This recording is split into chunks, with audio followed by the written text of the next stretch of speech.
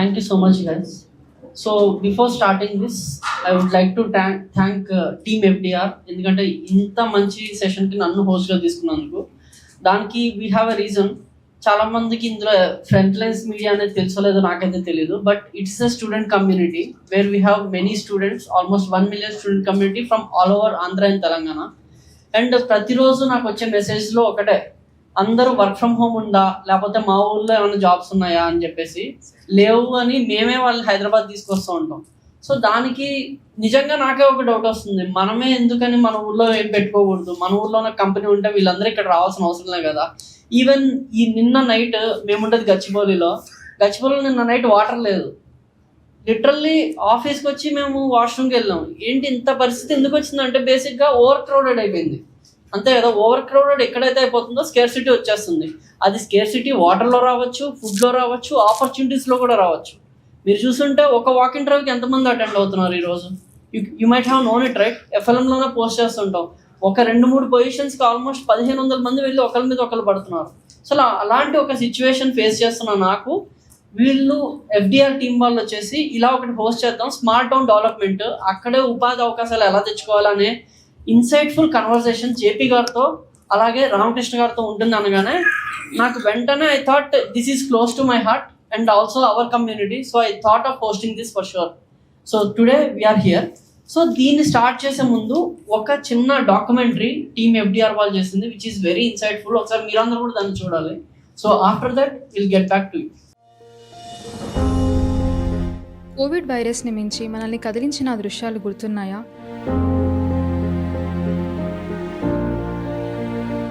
ఎప్పుడో దేశ విభజన కాలంలో ఏదో అంతర్యుద్ధంలోనో జరిగినట్టు లక్షల మంది కాలినడకన మహానగరాల నుండి సొంతూళ్లకు మండుటెండలో నడిచిపోయారు. 10, 100 కాదు, కొందరు 1000 కిలోమీటర్ల నిర్వేద్యంగా సాగిపోయారు. పిల్లల్ని భుజాన వేసుకున్న వాళ్ళ బాధలైతే వర్ణనాతీతం.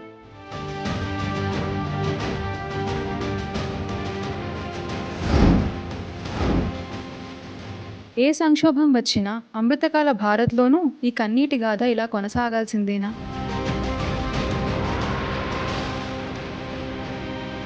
అభివృద్ధికి పట్టణీకరణ అనివార్యం. మన దేశంలో సుమారుగా 42% జనాభా వ్యవసాయం మీదే ఆధారపడి ఉంది. అయితే ఆదాయంలో మాత్రం ఈ వ్యవసాయం 18% మాత్రమే కాంట్రిబ్యూట్ చేస్తుంది. మెరుగైన ఉద్యోగ అవకాశాలు, మెరుగైన జీతం కోసం తమ సొంత ఊళ్లను వదిలి 100 కిలోమీటర్ల దూరంలో ఉన్న మహానగరాలకు వలసపోవాల్సి వస్తుంది. అయితే వీరిలో తక్కువ నైపుణ్యం కలిగి తక్కువ జీతం పొందే వారి సంఖ్య ఎక్కువ. చాలీచాలని జీతంతో తమని తమ కుటుంబాన్ని పోషించుకోలేక స్లమ్స్లో నివసించాల్సి వస్తుంది. మహానగరాల్లో సుమారుగా 49% మంది స్లమ్స్లో నివసిస్తున్నారు. దురదృష్టవశాత్తు ఏదైనా ఆరోగ్య సమస్య వస్తే తమను చూసుకోవడానికి కుటుంబాలు లేక, ఆసుపత్రి ఖర్చులు భరించలేక వీరి జీవితం మరింత దుర్భరంగా తయారవుతుంది. ఈ నేపథ్యంలో అభివృద్ధికి అవసరమైన పట్టణీకరణకు చిన్న పట్టణాలని దారిగా చూపిస్తుంది కావూరు.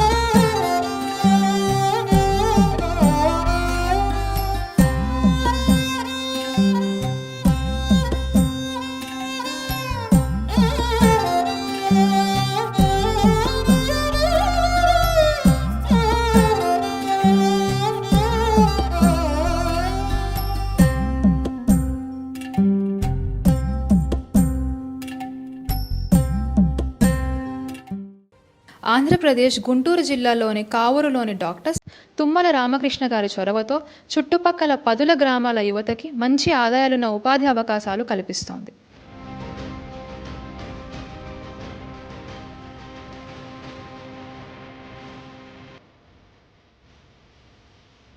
ఒక చిన్న గ్రామంలో ఆ ఒక్క సంస్థలోనే 200 మంది దాకా పనిచేస్తున్నారు. దేశ విదేశాలతో టెక్నాలజీ ద్వారా ఇంటరాక్ట్ అవుతున్నారు.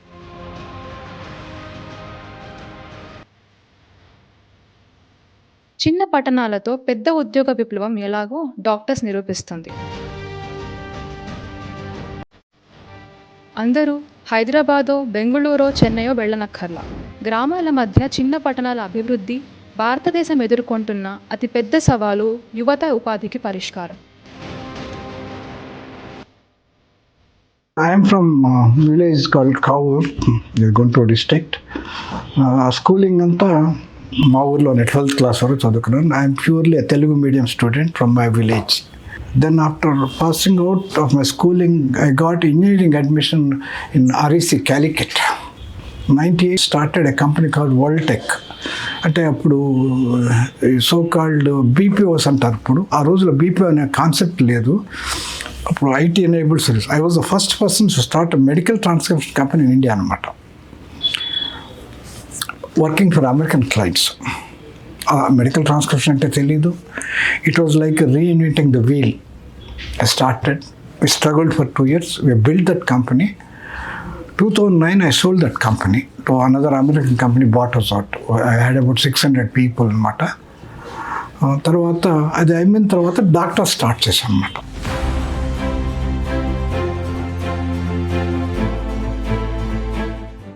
So we are into various business of healthcare service in American hospitals today. Medical billing అని, మెడికల్ కోడింగ్ అని, మెడికల్ రివ్యూస్ అని, మెడికల్ ఇండెక్సింగ్ అని ఎన్ని చేస్తాను అన్నమాట ఇక్కడ. మాది ఈ ఊరే, కావూరు, లోకల్ క్యాండిడేట్ని. సో నేను ఇక్కడ 3.5 years నుంచి వర్క్ చేస్తున్నాను. అండ్ ఫస్ట్ థింగ్ వచ్చేసి నేను చెప్పదలుచుకోండి, this is the best opportunity. నా పేరు ధనలక్ష్మి అండి. నేను ఇక్కడ 2010లో జాయిన్ అయ్యాను. ఆల్మోస్ట్ 16 years అవుతుంది. హైదరాబాద్లో ఉండేవాళ్ళం అండి అంతకుముందు. మేము ఇక్కడ కంపెనీ స్టార్ట్ చేశారని చెప్తే మేము ఇక్కడికి మూవ్ అయిపోయాము. మా కావూరులో ఉంటా, మేము ఇక్కడ జాబ్ చేసుకుంటా, ఈ క్లైమేట్లో ఉంటా, మాకు అక్కడ 1 lakh ఇచ్చినా ఒకటే, ఇక్కడ మాకు 15,000 ఇచ్చినా కూడా మాకు అది చాలా గొప్పగా అనిపిస్తుంది. అండ్ నా ఫ్రెండ్స్ చాలా మంది హైదరాబాద్లో వర్క్ చేస్తున్నారు. వాళ్ళకి వచ్చే శాలరీలో వాళ్ళ ఇంటి రెంట్ కానీ ఛార్జెస్ కానీ పోను వాళ్ళకి మిగిలేది చాలా తక్కువ. సో వాళ్ళతో పోల్చుకుంటే నేను ఇక బెటర్గా ఎర్న్ చేస్తున్నానని నాకు అనిపిస్తుంది. నేను ఇంతకుముందు హైదరాబాద్లో చేశాను 14.5 years. అక్కడ చేసినప్పటికి ఇప్పటికి తేడా ఏంటంటే, నాకు ఇక్కడ మెయిన్ నేను నా విలేజ్కి దగ్గరగా ఉన్నాను, నా పేరెంట్స్కి నా విలేజ్కి దగ్గరలో ఉన్నాను. ప్లస్ అక్కడ ఉన్నటువంటి కాస్ట్ ఆఫ్ లివింగ్ అవన్నీ కంపేర్ చేసుకుంటే కనుక ఇది నాకు చాలా కంఫర్టబుల్ జోన్. సిటీలో you're travelling all the time. చూసారు సిటీలో ట్రాఫిక్ చూస్తున్నారు కదా. ఆఫీస్ రావాలంటే మినిమం 1.5 to 2 hours పడుతుంది అతను. కానీ వాళ్ళు ట్రాఫిక్లో ఇరుక్కుపోతారు కొన్నిసార్లు టైంకి వెళ్ళలేకపోవచ్చు. That advantage. The people they are very happy. So నాకు దగ్గరలో ఉంది కాబట్టి నేను నడుచుకుంటేనే రావచ్చు. నా పేరు మౌనిక. నేను ఇక్కడ నియరెస్ట్ రేపల్ నుంచి వస్తాను. ఒక 25 kilometers అలా ఉండిద్ది. ఇక్కడికి రావడానికి మెయిన్ రీజన్ ఏంటంటే, నేను హౌస్ వైఫ్, నాకు ఒక బేబీ ఉంది.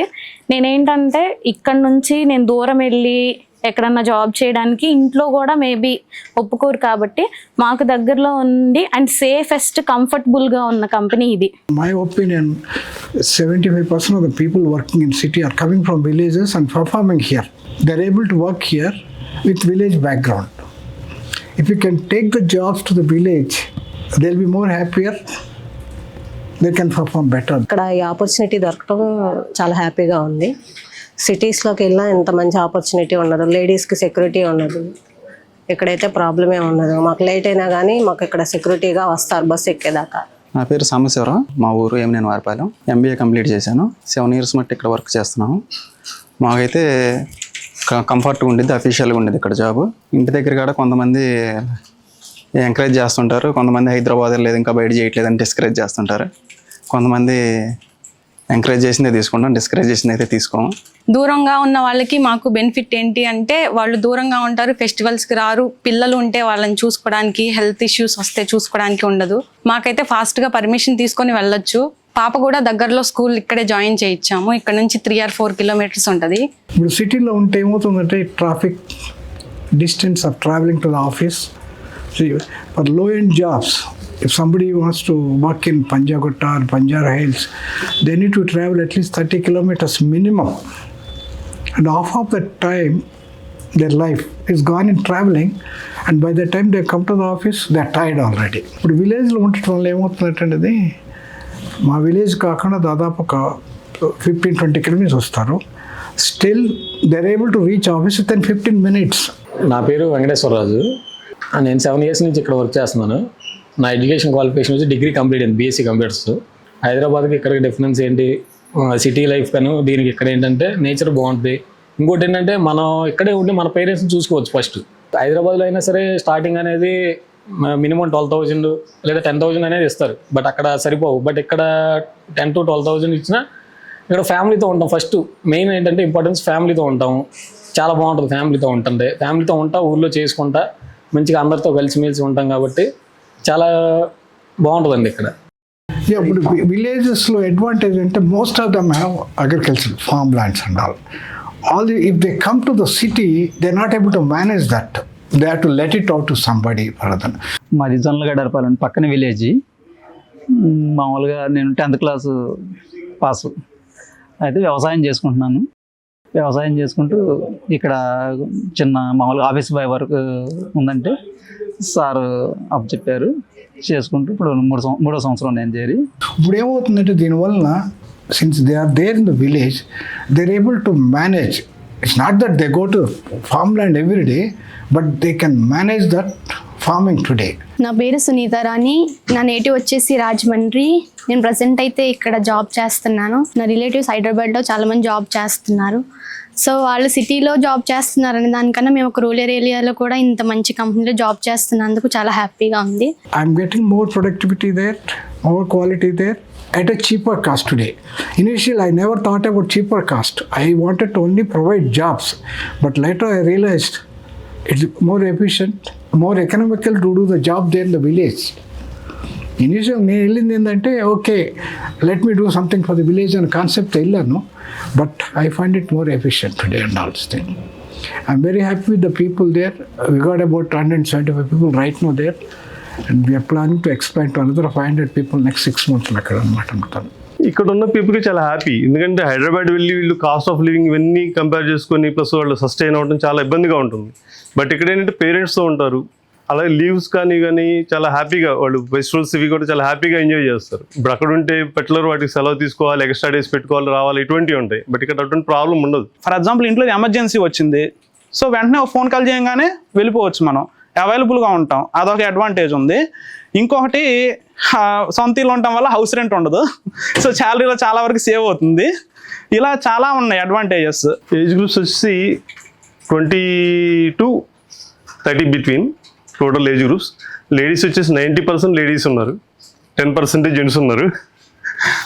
నైట్ షిఫ్ట్లో మంది కంప్లీట్లీ జెంట్స్ ఉంటారు. వాళ్ళు మొత్తం వచ్చేసి 180 people ఉన్నారు at present working. Work from home వచ్చేసి ఒక 70 people ఉన్నారు. Out of this 175 people, there are 50 people from my village. If this is not there, what would happen to those 50? They would have migrated to Hyderabad, Vijayawada, Guntur, somewhere else. And our 50 houses would have got abandoned practically. At least now today they are able to take care of their parents. Village లో ఒక activity కనపడుతుంది ఇప్పుడు. For example these 170 people we are paying salaries, all that money being spent there in the village today, the economic growth is also there, lot of economic activity. ఊరు కూడా ఒక రకమైన కళ వస్తుంది ఊళ్ళో పుడతా. విలేజ్లో ఉండాలి, they are more happier today they are with their parents, the same house, own house, they don't need to travel anywhere, they have lot of time to spend with family. That the advantage is the people there, they are very happy. కొన్నిసార్లు నాకు అనిపించేది ఏంటి నేను ఇక్కడే ఉన్నాను, సిటీలో వాళ్ళు ఎక్కువ సంపాదిస్తున్నారు అది ఇదని.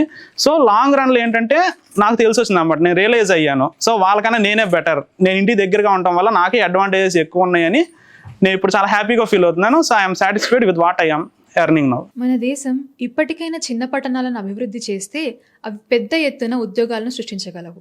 మౌలిక వసతులు కల్పించి, నైపుణ్యాల శిక్షణనిచ్చి, కార్మిక చట్టాల అవరోధాలు లేకుండా చేసి, భూమిని అందుబాటులోకి తెస్తే అనేక రంగాల్లోని యువతకు ఉపాధి అవకాశాలు తమ సొంత ఊళ్లకు దగ్గరలో ఉన్న చిన్న పట్టణాల్లో కలిగించవచ్చు. పట్టణీకరణే ఆధునీకరణ, పట్టణీకరణే అభివృద్ధి, పట్టణీకరణమే ఆర్థికంగా పెరుగుదల. ఈ ప్రపంచంలో ఆధునిక యుగం అంటే పట్టణీకరణ, ఆర్థిక ప్రగతి, ఆదాయాల పెంపు.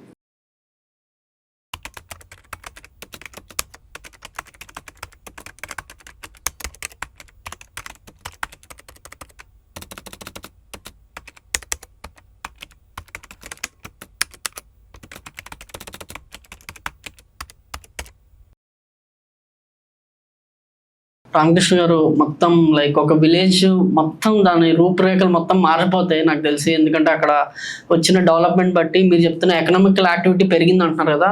So we want some more insights on that. So దాని గురించి మాట్లాడతాం. And before that I would like to give a round of applause for Team FDR for this documentary. Beautiful editing as well, and great concept. Like it was very good. So now I would like to request Dr. JP Garu to come here and please give your insights on the small town development. And I would like to invite Tumal Ramakrishna Garu, the founder of doctors. ఎవరైతే ఇంతమందికి విలేజ్లో employment అనేది create చేశారో ఆయన ఆ step తీసుకోవడం వల్ల ఒక విలేజ్ మొత్తం కూడా మారిపోయింది. సో ఆ విలేజ్ని ఒక బ్రేవ్ స్టెప్ ఆయన ఎలా తీసుకున్నారు అనేది నాకున్న మెయిన్ డౌట్ అనమాట. అసలు ఒక బ్రేవ్ స్టెప్ ఆయన ఎలా తీసుకున్నారు. ప్రతి ఒక్క ఫౌండర్ కూడా ఒక విలేజ్లో ఏదైనా సెటప్ చేయాలంటే అసలు ఇక్కడ మార్కెట్ ఉందా, అసలు విలేజ్లో పీపుల్కి స్కిల్ అనేది ఉంటుందా, ఇలాంటి డౌట్స్ చాలామంది ఫౌండర్స్కి ఉంటాయి. కానీ ఇలాంటి డౌట్స్ అన్నిటినీ కూడా ఆయన ఓవర్కమ్ అయ్యి విలేజ్లో ఎంప్లాయ్మెంట్ క్రియేట్ చేసి ఒక ఎకోసిస్టమ్ని బిల్డ్ చేసి ఆ విలేజ్ రూపురేఖలు మారేలా చేశారు అంటే he have might gone through a very big struggle. So దాని వెనకాల ఆయన పడిన స్ట్రగుల్ ఏంటి, లేదా ఒకవేళ మనలాంటి ఎంటర్‌ప్రెన్యూర్స్ ఎవరైనా ఉంటే వాళ్ళు ఒకవేళ వాళ్ళ విలేజ్లో ఏదైనా సెటప్ చేయాలంటే కంపెనీ, ఆయన దగ్గర నుంచి మనకి చాలా ఇన్సైట్స్ అనేవి చాలా అవసరం. Because is running this organisation since many years. So అలాంటి వారు ఇక్కడికి రావాలంటే ఎలాగా, లేదా మనమే ఒకవేళ విలేజ్లో ఆపర్చునిటీస్ ఉంటే కూడా ఈరోజు స్టూడెంట్స్ దాన్ని తీసుకోవడానికి ఇష్టపడట్లేదు. ఎందుకంటే హైదరాబాద్ లాంటి ప్లేసెస్లో వర్క్ చేయడానికి ఎక్కువ ఇష్టపడుతున్నారు. సో అలాంటి ఇష్యూస్ అన్ని కూడా ఆయన ఓవర్కమ్ అయ్యి ఇంత పెద్ద ఆర్గనైజేషన్ ఎలా స్టార్ట్ చేశారు, ఎలా రన్ చేశారు, ఇలాంటివన్నీ కూడా మనం ఈరోజు తెలుసుకుందాం. So sir please welcome to the DOS. Sir, before starting the discussion, so I would like to have your words on the doctors and the documentary as well. మీరు అన్నట్టుగా వెరీ ఇన్స్పైరింగ్. మనం ప్రత్యేకంగా చెప్పక్కర్లేదు. మనలో చాలామంది గ్రామాల నుంచి వచ్చాం. కొంతమంది యువత రాకపోయినా కూడా మీ తల్లిదండ్రులు 1-2 తరాల ముందు గ్రామాల నుంచి వచ్చారు. దీనిలో మీరు గమనిస్తే మహానగరాలు వద్దని ఎవరు మనం అంటలా. దాని పాత్ర దానికి ఉన్నది. కానీ అదొక్కటే పట్టణీకరణ అయితే చాలా కష్టపడతాం, నష్టపోతాం. అది మనం చెప్పదలుచుకున్నది. ఏదో పల్లె సీమలే పట్టుగమ్మలు అన్ని పల్లె సీమలు ఉండాలని అనుకోవట్లా. మనం 3 విషయాలు గమనించాలి. మొట్టమొదటిది, ప్రపంచం అంతా కూడా పట్టణీకరణ వివిధ దశల్లో జరుగుతుంది.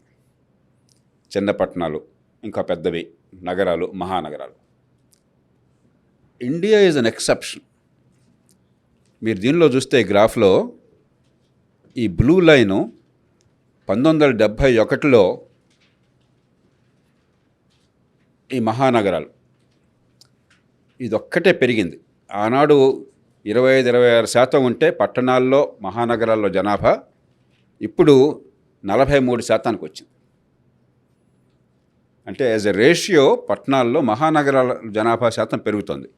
మిగతా అన్నీ తగ్గుతున్నాయి. మీరు చూడండి, మిగతా అన్నీ తగ్గుతున్నాయి. It's a very bad sign. అన్నీ ఒకే రకంగా ఎదిగితే, ముఖ్యంగా చిన్న పట్టణాలు బాగా ఎదిగితే ఒక హార్మోనియస్ డెవలప్మెంట్ వస్తుంది. ఇట్లా అవ్వడం వల్ల ఏమవుతుంది, చాలా హై స్కిల్స్ ఉంటే మహానగరాలే కావాలి. ఓ గొప్ప న్యూరో సర్జన్ ఉన్నాడు, ఆయన పల్లెటూరులో అంటే ఉపయోగం ఉంది. ఓ గొప్ప క్యాన్సర్ సర్జన్ ఉన్నారు, ఓ గొప్ప సైంటిస్ట్ ఉన్నారు, ఓ గొప్ప ప్రొఫెసర్ ఉన్నారు, ఓ గొప్ప రీసెర్చర్ ఉన్నారు, ఓ గొప్ప యాక్టర్ ఉన్నారు. వీళ్ళని మహానగరాలు ముడుచుకోగలం. కానీ ఒక ప్లంబర్ ఉన్నాడు, ఒక ఎలక్ట్రీషియన్ ఉన్నారు, లేకపోతే ఒక కార్పెంటర్ ఉన్నారు, ఒక టీచర్ ఉన్నారు, ఒక హెల్త్ వర్కర్ ఉన్నారు. జనం ఎక్కడుంటే అక్కడ పని ఉండాలి కదా. అందరూ మహానగరాలకే పోతే అక్కడ బతకడం అసాధ్యం. ఇందాక దానిలో చెప్పారు స్కిల్స్ తక్కువ. రామకృష్ణ గారు చెప్పారు లో స్కిల్స్. మనకి ఇండియాలో 85% లో స్కిల్స్, అన్ఆర్గనైజ్డ్, సెల్ఫ్ ఎంప్లాయిడ్ లేకపోతే అన్ఆర్గనైజ్డ్ వర్కర్స్. అంటే మీరు ఎంత కష్టపడ్డా 10-15 వేల కంటే జీతం రావడం కష్టం, ఇవ్వలేరు. ఎందుకంటే ప్రొడక్టివిటీ బట్టి కదా. ఒక ప్రభుత్వంలో మాత్రమే పని చేయకుండా జీతాలు ఇచ్చే వ్యవస్థ ఉన్నది, అందులో పెద్ద జీతాలు. అలా ఇస్తే మనం కంపెనీలు మునిగిపోతాయి, అంతే కదా. మరి తక్కువ జీతంతో బతకాలంటే ఏమవుతుంది మహానగరాల్లో? పొట్ట చేత పట్టడం ఇందాక వాళ్ళు కోవిడ్ టైంలో చూపెట్టారు ఏం జరుగుతుంది. కాబట్టి మహానగరాలు వద్దని మనం అంటల్లా, ఏ స్థాయిలో నగరాలు అక్కడ ఉండాలి. High skilled, high productive, high income మహానగరాలు తప్పదు. అందులో ఇవాళ ఏమైంది, 30-40 ఏళ్ల క్రితం లేనివి 4 వచ్చినాయి గ్రామాల్లో. టీవీ అన్ని చోట్ల ఉందిగా, డిజిటల్ టెక్నాలజీ అన్ని చోట్ల ఉందిగా, టెలిఫోన్లు అన్ని చోట్ల ఉన్నాయిగా, ఎలక్ట్రిసిటీ అన్ని చోట్ల ఉంది. 10 ఏళ్ల క్రితం 15 ఏళ్ల క్రితం కూడా ఎలక్ట్రిసిటీ ఉండేది కాదు, మరి గ్రామాల్లో చిన్న పట్టణాల్లో ఉండేది కాదు. ఇప్పుడు అన్ని చోట్ల ఉంటుంది. ఈ 4 గతంలో లేవు. కాబట్టి ఒక సిటీకి వెళ్ళడం, సిటీకి వెళ్ళకపోవడం చాలా తేడా ఉండేది. ఇప్పుడు ఆ తేడా లేదు. లేకపోతే ఒక సాఫ్ట్వేర్ రంగంలో ఒక పల్లెటూరులో, కావూరులో, రేపల్లె తాలూకాలో, ఆ చెరుకుపల్లి మండలంలో, మనకు తెలియని ఊళ్ళో ఇంతమందికి ఉద్యోగాలు సాధ్యమయ్యాయి. 30 ఏళ్ల క్రితం సాధ్యమయ్యాయి కాదు, ఇవాళ సాధ్యం. క్వాలిటీ ఆఫ్ లైఫ్లో పెద్ద తేడా లేదు. నేను మొట్టమొదట టీవీ చూడడానికి వెళ్ళినప్పుడు నేను ఒక సబ్ కలెక్టర్గా ఉన్నాను విశాఖపట్నం జిల్లాలో, నర్సీపట్నంలో. ఏషియాడ్ ఫైనల్స్ జరుగుతుంది 82లో అనుకుంటాను. ఏషియాడ్ ఫైనల్స్లో హాకీ ఇండియా పాకిస్తాన్ వచ్చినాయి. అది చూడాలని మేమంతా చాలామంది అధికారులు విశాఖ జిల్లాలో ఉన్నవాళ్ళం. వాళ్ళంతా విశాఖపట్నం నుంచి నర్సీపట్నం వచ్చి నా ఇంటి దగ్గర భోజనం చేసి మేమందరం కారుల్లో కాకినాడ వెళ్ళాల్సి వచ్చింది. ఎందుకని, ఆనాటి ఉమ్మడి ఆంధ్రప్రదేశ్లో హైదరాబాదులో టీవీ ఉన్నది, అదర్ స్టేట్స్లో బిగ్ సిటీస్లో టీవీ ఉన్నది, కాకినాడలో ఉంది. విశాఖపట్నంలో లేదు, విజయవాడ లేదు, గుంటూరు ఎక్కడ. కాకినాడ ఎందుకు ఉంది? కాకినాడ ఎంపీ గారు ఈ టీవీలు చూసే మంత్రి సంజీవరావు గారు అని చెప్పని, ఆయన ఎలక్ట్రానిక్ శాఖ, ఐటీ శాఖ మంత్రి, టెలికమ్యూనికేషన్ శాఖ మంత్రి. కాబట్టి ఆయన ఊళ్ళో పెట్టుకున్నారు. ఆనాడు మీరు పెట్టమన్నా గ్రామాల్లో పెట్టండి అంటే వైజాగ్లోనే మీకు టీవీ లేకపోతే ఎవరు పోతారు? ఇవాళ అట్లా కాదు. అందుకని మనం చెప్పేది ఏంటంటే మహానగరాలు వద్దని కాదు, నేను నగరంలోనే ఉంటున్నాను, వాటి మీద వ్యతిరేకత మనకు లేదు. కానీ తక్కువ జీతంతో, తక్కువ నైపుణ్యంతో, మౌలిక సదుపాయాలు లేకపోతే, ఉండడానికి ఇల్లు లేకపోతే, సరైన రవాణా లేకపోతే నరకం అనుభవిస్తున్నారు. నగరాల్లో పేదరికం గ్రామాల్లో పేదరికం కంటే చాలా దారుణమైనది. నగరాల్లో ఈవేళ దాదాపుగా 3 కోట్ల ఇళ్ల కొరత ఉన్నది. ఖరీదైన వాళ్ళ ఇళ్ళేమో ఒకటి మించి ఉన్నాయి. ఎందుకంటే ఆస్తులు ఏమన్నా ఉంటే ఇల్లు పెంచుకుంటారు, ఎందుకంటే అది సేఫ్గా ఉంటుందని చెప్పని ఇల్లు కొనుక్కుంటారు. కానీ మామూలు కుటుంబాలకి, మధ్యతరగతి కుటుంబాలకి 3 కోట్ల ఇళ్ల కొరత ఉంది నగరాల్లో. ఎంత పెద్ద నగరం అయితే అంత కొరత, అంత ఖర్చు ఎక్కువ. అట్లాగే మంచినీళ్ళు, హైదరాబాద్ సిటీలో వచ్చే నీళ్లలో గోదావరి నుంచి, కృష్ణ నుంచి మనం తీసుకొస్తుంటే 45% నీళ్లు మూసలోకి వెళ్ళిపోతున్నాయి మనకు తాకుండా. మురుగునీటి పారుదల రోజు గొడవ అంతదిగా, మూసి ప్రక్షాళన, లేక్స్ ప్రక్షాళన గొడవ అంతా ఏంటి? మురుగునీళ్ళన్నీ లేక్స్లోకి, మూసిలోకి వెళ్ళిపోతున్నాయి. కేవలం 30% ఇళ్లకు మాత్రమే సివరేజ్ కనెక్షన్స్ ఉన్నాయి. Just give example. వర్షం వస్తే వరదలు. మీరంతా హైదరాబాద్లోనే వచ్చి లోకల్గా ట్రావెల్ చేశారు చాలామంది. ట్రాఫిక్ ఎట్లా ఉంది ఇప్పుడు? ఓకే, తిరిగి వెళ్ళేప్పుడు ఎట్లా ఉంటుంది? నరకమే కదా. డ్రైన్ లేకపోయినా నరకమే కదా, నీరు వస్తే ఇంకా నరకం. కాబట్టి నగరాలు ఇప్పటికే మనం మేనేజ్ చేయలేకుండా ఉన్నాయి, క్రైమ్ పెరిగిపోతా ఉంది. అందుకని ఎవరిని అనుకోవచ్చు నగరాలు మీకును పట్టణాలు మాకా అని. అలా కాదు, అన్ని చోట్ల నగరానికి పట్టణానికి తేడా లేకుండా చేయాలి వీలున్నంత మేరకు. ఉపాధి ఎక్కడైనా ఉండే అవకాశాలు లేదు, బలవంతంగా ఎవరు చేసేది లేదు. కాబట్టి మనం బాగా ప్రజల్లోకి తీసుకెళ్లాల్సింది, మీ యువతలో చర్చ కావాల్సింది ఏంటంటే, పెద్దగా నైపుణ్యం లేనప్పుడు 100-85 మంది పెద్ద నైపుణ్యం లేని వాళ్ళు ఆ ఉన్న స్కిల్తో ఎక్కడికక్కడ బతికే అవకాశం కల్పిస్తే, మిగతావన్నీ వస్తువులు బాగున్నప్పుడు ఏమవుతుంది? గవర్నమెంట్ కనుక టౌన్ ప్లానింగ్ చేశారనుకోండి, మీరు చేయాల్సిన గవర్నమెంట్ చేసిన టౌన్ ప్లానింగు, కొంచెం రవాణా వసతి, రోడ్లును రవాణా, ఈ 2 సరిగ్గా ఉంటే మిగతావి ఎన్ని చేసినా మంచిదే. ఇంతవరకు గట్టిగా చేస్తే మిగతా అంతా ప్రైవేట్ రంగం వచ్చేస్తుంది. రియల్ ఎస్టేట్ వస్తుంది, సైట్లు వచ్చేస్తాయి, లేఅవుట్లు వచ్చేస్తాయి, కన్స్ట్రక్షన్ వచ్చేస్తుంది, మనుషులు ఉన్నారు కాబట్టి స్కూళ్ళు వచ్చేస్తాయి, డాక్టర్లు వచ్చేస్తారు, హాస్పిటల్, ఇవన్నీ మిగతా వచ్చేస్తాయి. ఎప్పుడైతే ఇందాక అనుకున్న 4 ఉన్నాయో, ఎలక్ట్రిసిటీ ఉంది, టీవీ ఉంది, డిజిటల్ టెక్నాలజీ ఉంది, మొబైల్ ఫోన్స్ ఉన్నాయి, 4 ఉన్నప్పుడు ఈ 2 గవర్నమెంట్ చేస్తే, ప్రాపర్ టౌన్ ప్లానింగు, కాస్త రవాణా ఇది చేస్తే మిగతావన్నీ ఆటోమేటిక్గా ప్రైవేట్ సెక్టర్లో వచ్చేస్తాయి, ఒక టౌన్ డెవలప్ అవుతుంది. మిగతా అన్ని దేశాల్లో కూడా చిన్న పట్టణాలు బాగా పెరుగుతున్నాయి. ఇండియా ఒక్కటే చిన్న పట్టణాలు పెరగకుండా, చిన్న పట్టణాల్లో జనాభా రేషియో ఇందాక నేను చెప్పినట్టుగా తగ్గుతోంది. ఒక బ్యాలెన్స్ డెవలప్మెంట్ కావాలి. అప్పుడు ఏంటవుతుందంటే ఈ పట్టణాల నుంచి పట్టణాలకు బలవంతంగా ఎవరు వెళ్ళక్కర్లా, సహజంగానే జనాభా తరలిపోతారు. పక్కనే ఉన్న ఊరు ఉంటుంది, ఇంకా కావూరు కూడా ఇంకా ఎక్కువ ఆదర్శం. నేను అది కూడా అంటలా. ఒక రేపల్లి పెరగనివ్వండి, ఒక చెరుకుపల్లి పెరగనివ్వండి, ఒక 20-30 గ్రామాలకు అది కేంద్రంగా ఉండి ఆర్థికంగా పెరిగి ఒక టౌన్షిప్ డెవలప్ అయింది అనుకోండి, ఆటోమేటిక్గా లైఫ్ క్వాలిటీ చాలా పెరుగుతుంది. దీని మీద దృష్టి పెట్టట్లా. మూసీ ప్రక్షాళన అంటున్నారు, మంచిదే. 1,50,000 కోట్లు అర్థం ఉందా? మన వనరులన్నీ కూడా ఒక్క నగరానికి పెట్టేస్తే మిగతా రాష్ట్రాలు, మిగతా పట్టణాలు జనం లేరు అక్కడ, వాళ్ళు బతకక్కర్లేదా? కాబట్టి కొంచెం సమగ్రమైన అభివృద్ధి కావాలి. దానికి సాధక బాధకాలు ఆ గ్రామాలను కూడా అట్రాక్టివ్గా తయారు చేయాలి. ఇప్పుడు ఏం చేస్తున్నాం మనం, సిటీలో లైఫ్ నరకం అయిపోయి మనం అమెరికా ఇతర దేశాల్లాగా సబబ్స్కి వెళ్ళిపోయి గేటెడ్ కమ్యూనిటీసు. ఇప్పుడు హాట్ ప్రాపర్టీ హైదరాబాద్లో ఎక్కడుంది? సిటీ మధ్యలో కదా, గేటెడ్ కమ్యూనిటీస్లో ఉంది. 1 కోటి కొన్నాం సార్, 15 కోట్లు అయింది అంటున్నారు. ఇప్పుడు నాకు వినడానికి కూడా 15 కోట్లు అర్థం కావట్లేదు ఏమిటది.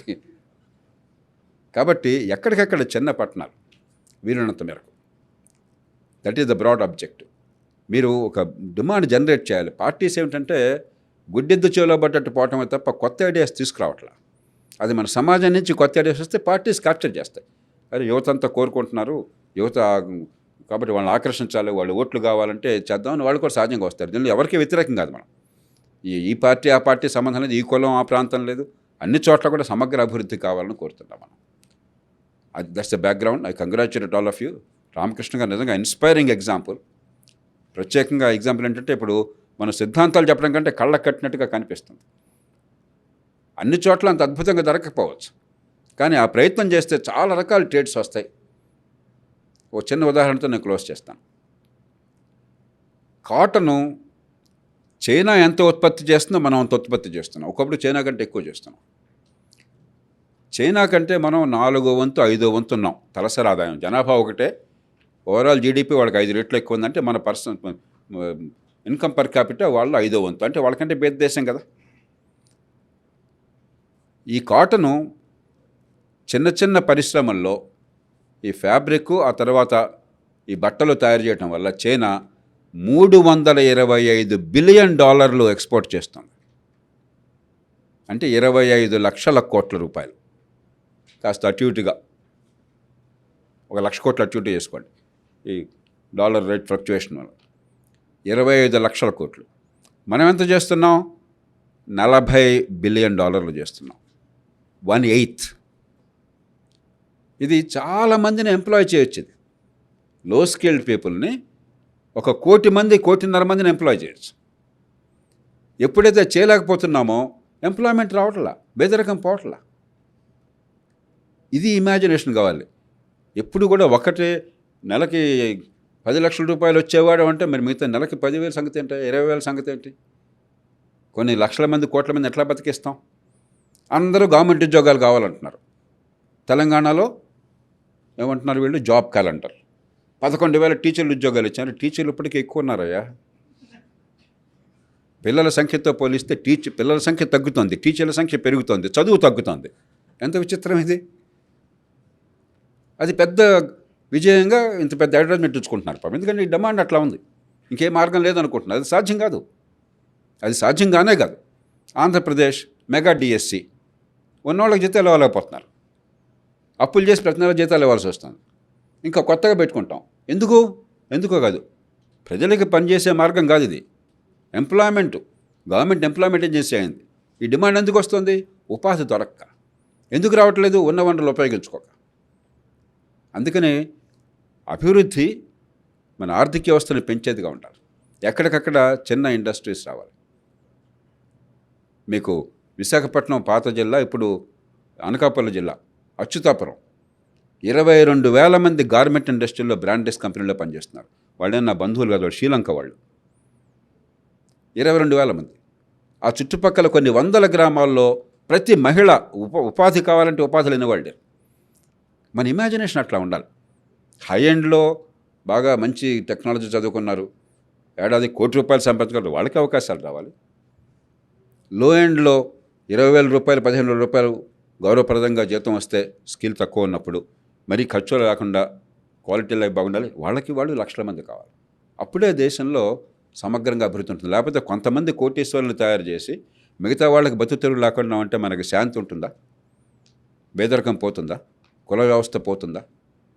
కాబట్టి we have to think of a very balanced development. అన్నీ కావాలి, ఇది వద్దని నేను అంటల్లా. హై ఎండ్ కావాలి మనకి, మిడిల్ లెవెల్లో కావాలి, లో ఎండ్ కావాలి. క్రమక్రమంగా ప్రతి పేద కుటుంబం మధ్యతరగతి కుటుంబం కావాలి. ఒక తరం కాలంలో మిడిల్ క్లాస్ ఫ్యామిలీ కావాలి, యాస్పిరేషన్స్ ఉండాలి. That is when a society is safe. అప్పుడు ఎకనామిక్ గ్రోత్ నిజంగా వస్తుంది. లేకపోతే ఈ గ్రోత్ని కూడా రానివ్వరు. జనం ఓట్ల రూపంలో ఆ కోపం చూపెడతారు. ఇప్పటికే చూస్తున్నాం, గ్రోత్ అంటే ఓడిస్తున్నారు, తాయిలాలంటే గెలిపిస్తున్నారు, మళ్ళీ తాయిలాల తర్వాత కూడా మళ్ళీ ఓడిస్తున్నారు నెక్స్ట్ టైం, ఎందుకంటే చాట్లా. కాబట్టి బ్యాలెన్స్ కావాలి.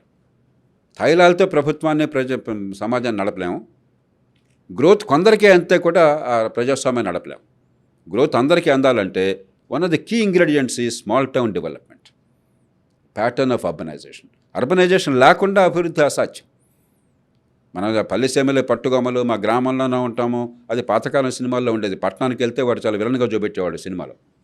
చిన్న కొడుకు పట్టణానికి వెళ్ళేవాడు విలను, పెద్ద కొడుకు గ్రామంలో ఉన్నాడు హీరో.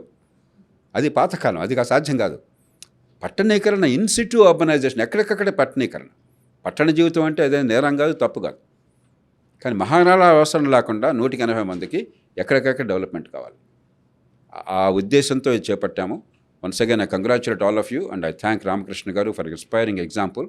దీని నుంచి కొంచెం మన తెలుగు రాష్ట్రాల్లోనూ క్రమక్రమంగా దేశంలోనూ కొంత భావజాలం వస్తే పార్టీలు వెంటాయని మన ఆశ. Thank you. Sir Ramakrishna garu, ఈ క్వశ్చన్ మీకోసం. ఎందుకంటే ఎవరు కూడా విలేజ్లోకి వెళ్ళి సాహసం చేయరనమాట బిజినెస్ పెట్టడానికి. ఎందుకంటే ప్రతి బిజినెస్ కూడా డబ్బులు అనేవి ఇంపార్టెంట్. సో బిజినెస్ పర్సన్స్ ఎప్పుడైనా కూడా మార్కెట్ ఎక్కడ ఉందో అక్కడే నేను పెట్టుకోవాలి అనుకుంటారు. ఇంకోటి స్కిల్ లేదు విలేజ్ లెవెల్లో అనేది ఇంకొక మిస్కన్సెప్షన్ కూడా ఉంది. సో ఈ ఏదైతే ఉందో ఈ రెండు విషయాల్ని మీరు ఎలా ట్యాకిల్ చేశారు అక్కడ పెట్టడానికి? ఇట్స్ లైక్ దిస్ అండి. I had my own company in Hyderabad.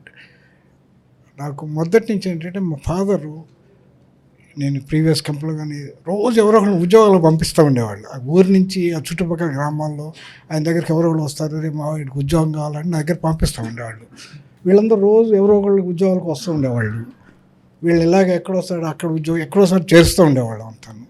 In fact దాకా మీతో చెప్పినట్టు నేను ఈ విలేజ్ నుంచి ఉద్యోగంకి వస్తే first thing what I use to do is ఎక్కడుంటావు అని అడిగేవాడిని. మా అక్కాయి మా బాబాయ్ ఇంట్లో ఉంటే nothing doing, you have to go stay along with your friends. లైఫ్లో అంటే ఒక మనిషికి కష్టపడే తత్వం రావాలంటే వాడికి బాగా తెలియాలి, డబ్బులు అదే అక్కాయి అన్న ఇంట్లో ఉంటే ఏముందంటే వాడు సీరియస్నెస్ ఉండదు, వాళ్ళు పెడుతున్నారని వచ్చేవాడు. వీళ్ళందరినీ ఏం చేసేవాడిని, ముందు లాస్ట్లో ఉండమన్నాడు, ఎక్కడోసారి ఉండమని చెప్పేవాడు, అట్లా చేసేవాడిని. వీళ్ళందరినీ ఎక్కడోసారి ఉద్యోగాలు పెడుతూ ఉండండి. పద్దాక రోజు ఎవరో వాళ్ళు వస్తుండేవాళ్ళు. I help lot of people అనమాట ఇన్ మై ప్రీవియస్ కంపెనీస్ అనమాట.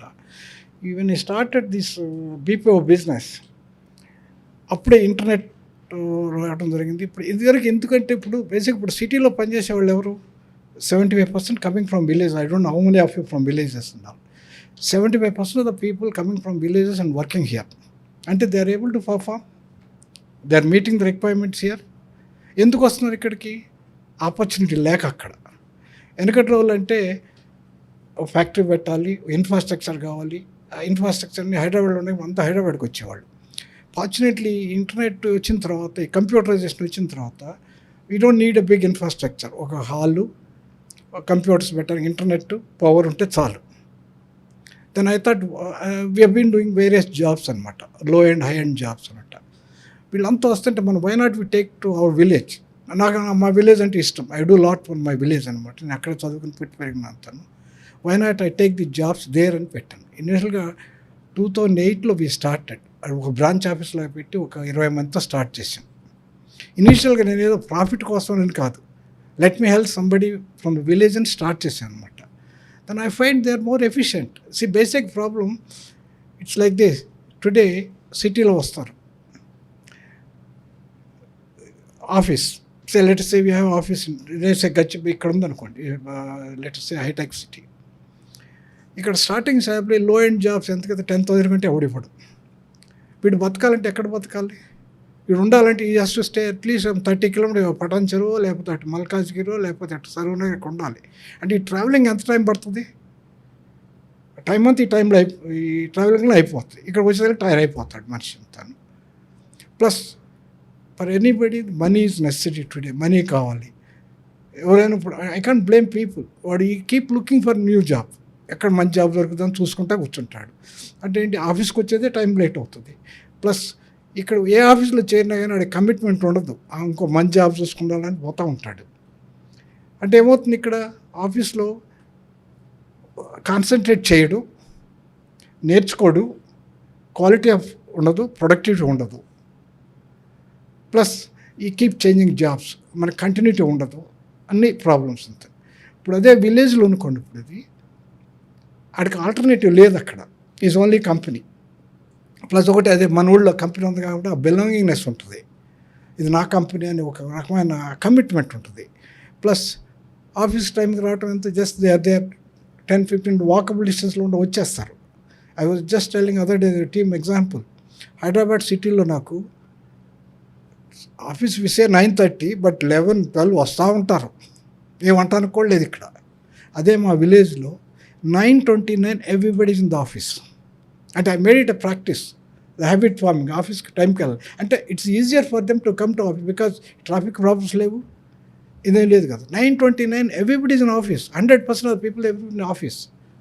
అలాగే ఆ జాబ్ అదే ఆ బిలాంగింగ్ అని చెప్పా కదా, నా కంపెనీని పనిచేస్తారు. ఆ కంటిన్యూటీ వలన they're able to learn better. కంపెనీకి అడ్వాంటేజ్ ఏమొస్తుందంటే ప్రొడక్టివిటీ పెరుగుతుంది. సేమ్ జాబ్ ఎవ్రీడే చేస్తుంటాడు, విత్ మనసు పెట్టి చేస్తాడు. అక్కడ వర్క్ చేస్తున్న వల్ల క్వాలిటీ పెరుగుతుంది, ప్రొడక్టివిటీ పెరుగుతుంది. ఇక్కడ సిటీలో అది జరగదంటే ఐ కాంట్ బ్లేమ్ పీపుల్. పాపం they also look for better జాబ్స్కి వెళ్దామని చూసుకుంటూ ఉంటారు. రోజుకి ఎవడు మంచి జాబ్స్ చూసుకుంటూ ఉంటారు. ఇక్కడ ఆపర్చునిటీస్ కూడా ఉండే కాబట్టి అక్కడ నాకు అడ్వాంటేజ్ వస్తుంది.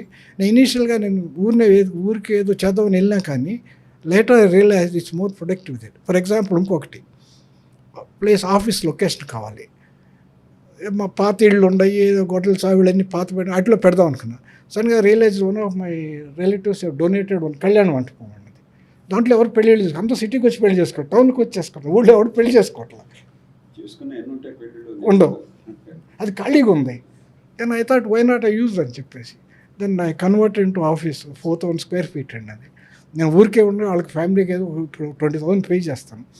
సేమ్ 4,000 హైటెక్ సిటీలో అయితే మినిమం 120 రూపీస్ పే చేయాలి rent. That money it's saving for me ఎకానమికల్గా అంతాను. Plus pollution free area. ఎవరికి ఇక్కడ సిటీలో ఉంటే తెలుసు కదా అంతాను, absolutely no pollution. 20,000 that it self saving for the company today అండి వెళ్తాను. తర్వాత శాలరీస్ స్టార్ట్ విత్ 10,000 రూపీస్. 2 yearsకి వచ్చేసరికి 20,000 దాకా వస్తాయి అంత 2 yearsకి వచ్చేసరికి. But they are all happy they are. Starting 10,000. ఇనీషియల్గా హెసిటేషన్ ఉండేది, పొలం వెళ్తే 500 ఇస్తున్నారు కదా అనేవాళ్ళు. అంటే వాళ్ళు లెక్క ఏం చేసేవాళ్ళు, 30 రోజులు 15 ఏళ్ళు వస్తుంది, నువ్వు 10 ఏళ్ళు ఇస్తున్నాను కూడా చేసిన వాళ్ళు ఉన్నారు కంప్లైంట్. అదే సరేనా పొలం వెళ్తావు నువ్వు 3 నెలలు పని ఉంటుంది అక్కడ, బుర్ర మట్టి విసుక్కోవాలి. ఇక్కడ ఎయిర్ కండిషన్ హాల్లో పెట్టి కానీ నేర్పుతున్నాను కదా అని చెప్పేసి. So then people have realise this is better place to work అని చెప్పి దాని అది అని చెప్పేసి. ఇందాక కుర్రాడు చెప్పినట్టు ఐ గట్ పీపుల్ చాలామంది వ్యవసాయం చేసుకుంటానే, they are able to manage their farm fields and they come to the office అంటాను. ఆ ఫ్రీడమ్ ఉంది. They go just go out ఎప్పుడు అవసరం ఉన్నప్పుడు అలా చేస్తాను అనమాట. ద బేసిక్ ఏంటంటే ఇనీషియల్గా నేను ఊరికేదో చేద్దాం చేసే కానీ but my selfishness today I'm more happy there doing business in village అనమాట. Sir I would like to ask in student perspective sir. ఎందుకంటే నాకు తెలిసిన ఒక అమ్మాయి కర్నూలులో ఒక ఐటీ కంపెనీ పెట్టారు సార్. వాళ్ళు వైఫ్ అండ్ హస్బెండ్ ఇద్దరు పెట్టారు. అయితే పెట్టిన తర్వాత ఎంప్లాయీస్ని హైర్ చేసుకుందామంటే వచ్చిన తర్వాత 10,000 జీతం ఇస్తా అన్నారు. లేదు మాకు వద్దని చెప్తున్నారు. ఎందుకు అంటే మా ఇంట్లో వాళ్ళకి నామోషి, నేను కర్నూలులో చేస్తున్నా అంటే, హైదరాబాద్లో చేస్తున్నా అంటే గొప్ప అంటారు. పొన్ను అక్కడికి వెళ్ళి ఎంత సంపాదిస్తున్నాను వాళ్ళు అడిగితే విప్రోలో 12,000 జీతాన్ని సంపాదిస్తూ 7,000 పీజీకి కడతారు, ఇంటికి ఏం పంపించకపోగా మళ్ళీ 5,000 రిటర్న్ తీసుకుంటారు ఇంటి నుంచి. కానీ దానికి వాళ్ళు చాలా హ్యాపీగా ఉంటున్నారు. కానీ ఊర్లో ఉండి 10,000 సంపాదించి అదంతా మిగిల్చుకోవడానికి జనాలు అంత ఇంట్రెస్ట్ చూపించట్లేదు సార్. దీన్ని మార్చాలంటే what is the possibility? Branding card ఉంది. ఇప్పుడు ఫర్ ఎగ్జాంపుల్ చూస్తున్నాగా, సాఫ్ట్వేర్ కంపెనీ అనుకోండి, చిన్న కంపెనీస్ ఉన్నాయి, ₹1,00,000 శాలరీ ఇచ్చే కంపెనీ ఉంది, దాన్ని ఎవరు పట్టుకోరు, అడిగి ఎవరు పిల్లలు కూడా ఎవరు. అదే సత్యంలో విప్రోలో 25,000 చేసేవాడికి పిల్లలు ఇస్తారు, వీడి పిల్లలు ఎవరు, ఎందుకంటే ఇది ఎక్కడ కంపెనీ ఏదైనా అడుగుతారు. ఆ బ్రాండింగ్ కూడా తేడా ఉంది అంతాను. సార్ ఇంకోటి లైక్ ఇప్పుడు రీసెంట్గా చూస్తే నేను కియా మనకి ప్లాంట్ పెట్టారు సార్ పెనుగొండలో, అనంతపూర్ డిస్ట్రిక్ట్లో. ఆ చుట్టుపక్కల కొరియన్స్ తిరుగుతున్నారు సార్. మీరు ఇందాక విలేజ్లో ఒక ఎకనామికల్ యాక్టివిటీ డెవలప్ అయింది దీనివల్ల, ఒక కంపెనీ పెట్టడం వల్ల అన్నారు. ఆ ఎకనామికల్ యాక్టివిటీని నేను పెనుగొండలో చూశాను. కొరియన్ స్టోర్స్, కొరియా వాళ్ళు తిరుగుతూ ఉంటారు, కొరియన్ రెస్టారెంట్స్, ల్యాండ్ రేట్స్ పెరగడం, ఇవన్నీ. సో కావూరులో ఎటువంటి ఎకనామిక్ డెవలప్మెంట్ అనేది మీరు చూసారనేది తెలుసుకోవాలి. ఇప్పుడు ఫర్ ఎగ్జాంపుల్ మా పే బిల్, మా monthly salary bill about 42 lakhs ఉంది. So for example 12 months 5 crores of money is going to that area right now. అంటే 5 crores being spend there. Salary వచ్చిందంటే ఏదో ఒక విధంగా ఖర్చు పెడతారు. కానీ అక్కడ ఐసి నేను చిన్నప్పుడు చూస్తే, ఇప్పుడు చూస్తే రోడ్డు మీద రెస్టారెంట్లు, కాఫీ షాపులు. కెన్ యూ బిలీవ్ టుడే మా విలేజ్లో కర్రీ పాయింట్స్, మా విలేజ్లో కర్రీ పాయింట్స్ వచ్చినాయి. ఇప్పుడు అట్లా ఏంది, ఇప్పుడు somebody is making curries, people are buying from there today and all. అంటే ఇదివరకు ఎప్పుడు ఐ నెవర్ ఇమాజిన్ ఇటువంటివి ఉంటాయా అని చెప్పేసి. దిస్ డెఫినెట్లీ ఇప్పుడు వ్యవసాయం ఉంటుందండి. అది వ్యవసాయం అంటే లెటర్ సే టుడే విలేజ్లో అంటే ఈ ల్యాండ్ ఇది వచ్చిన తర్వాత ఆస్తులు తగ్గుకుంటూ వస్తుంది. భూ పరిమితి చట్టం ఏదో వచ్చింది కానీ ల్యాండ్ సీలింగ్ యాక్ట్ వచ్చిన తర్వాత అందరికి ఇప్పుడు 5 ఎకరాలు ఉంటే పెద్ద రైతు ఇప్పుడు ఊళ్ళో. ఇదివరకు అంటే 20-50 ఎకరాలు అట్టు ఇప్పుడు ఎవరికి లేవు. ప్లస్ టుడే సొంతంగా చేసుకోలేడు.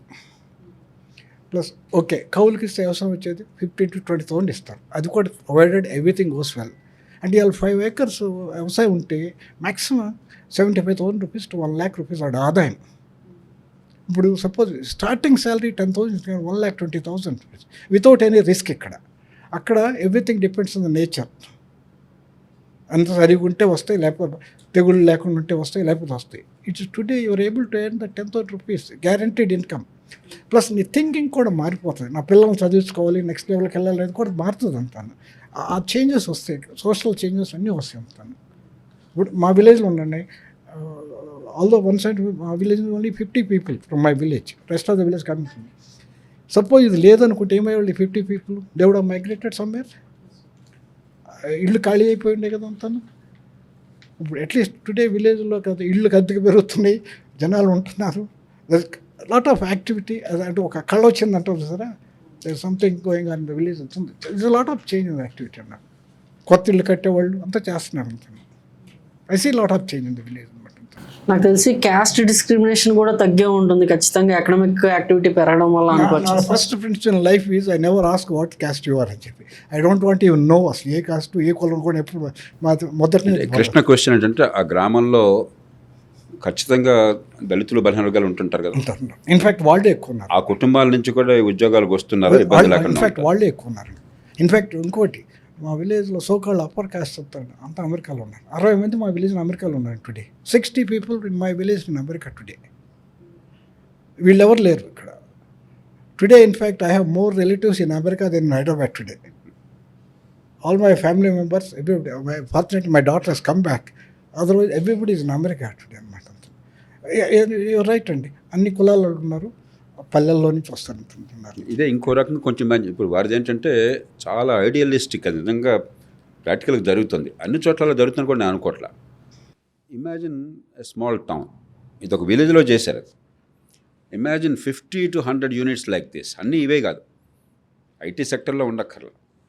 It may be garments, it may be footwear, food processing, electronic goods, light consumer manufacturing, tourism లోకల్గా ఆపర్చునిటీ ఉంటే, construction.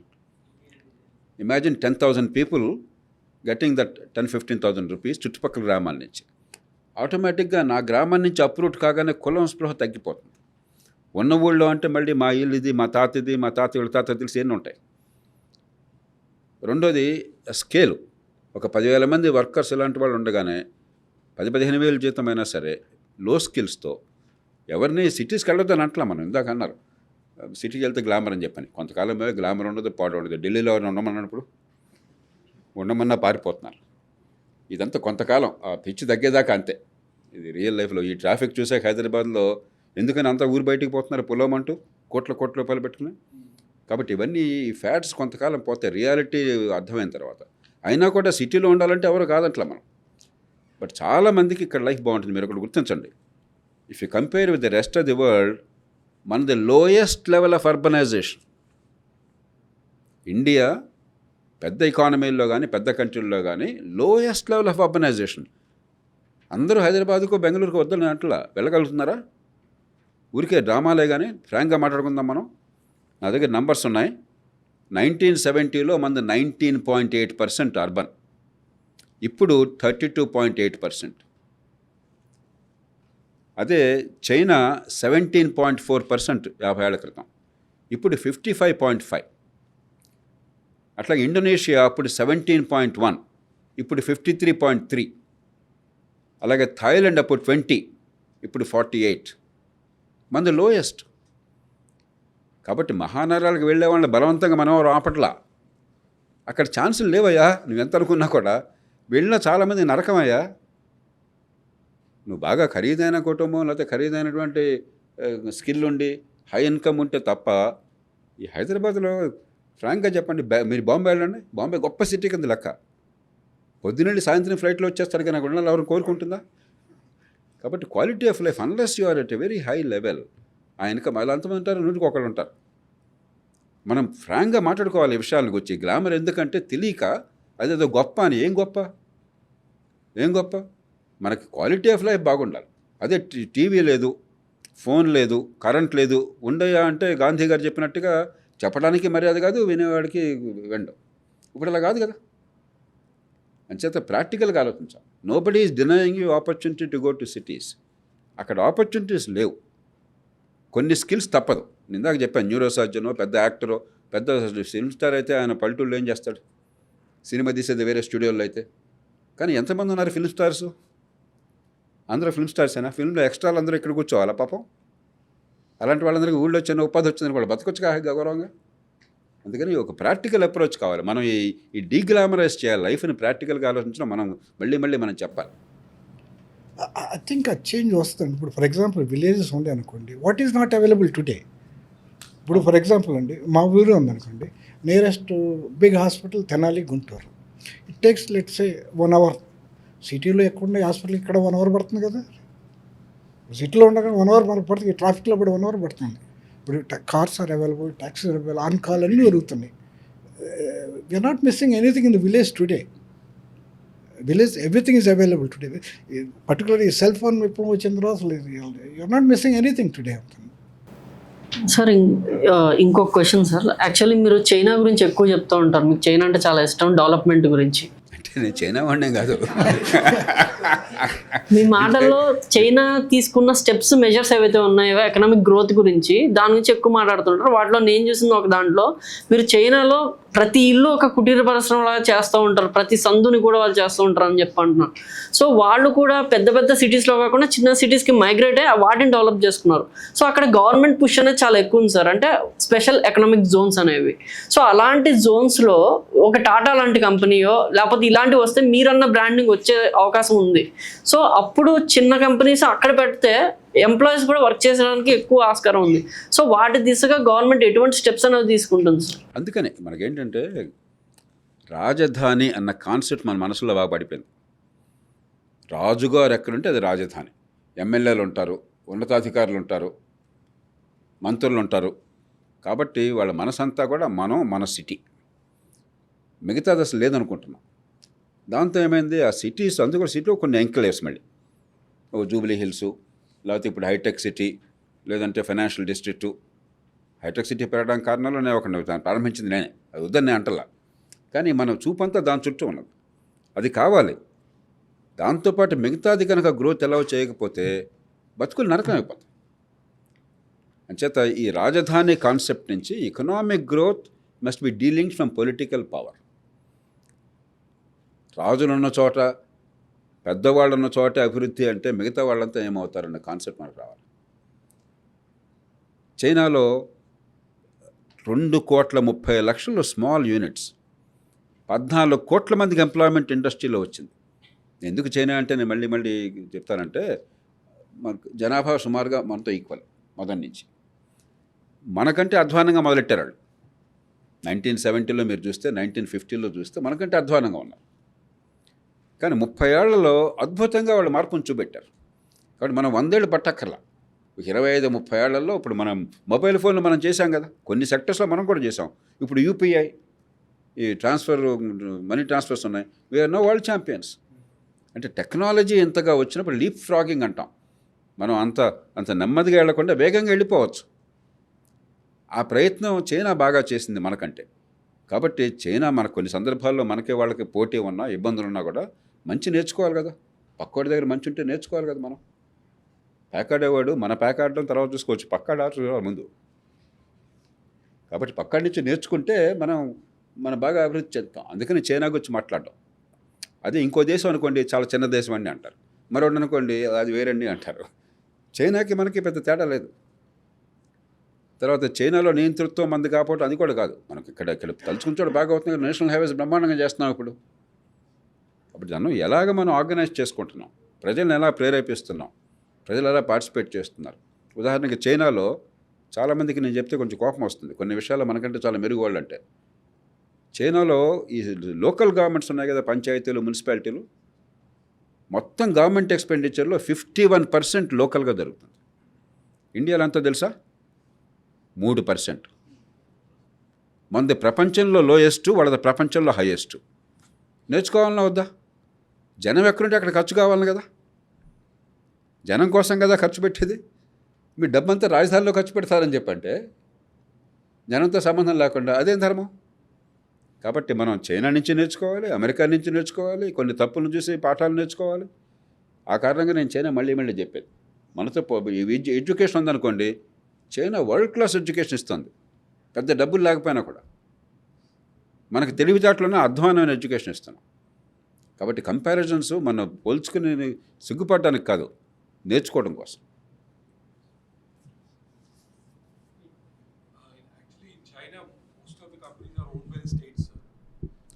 No, not true. State companies ఉన్నాయి. Most of China's production is private sector. ఈ ప్రపంచంలో almost every manufacturer in China.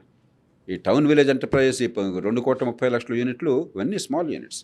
Electronics components, toys, ఇవన్నీ private. కొన్ని సందర్భాల్లో local government కూడా participate చేస్తుంది. But China has a huge private sector.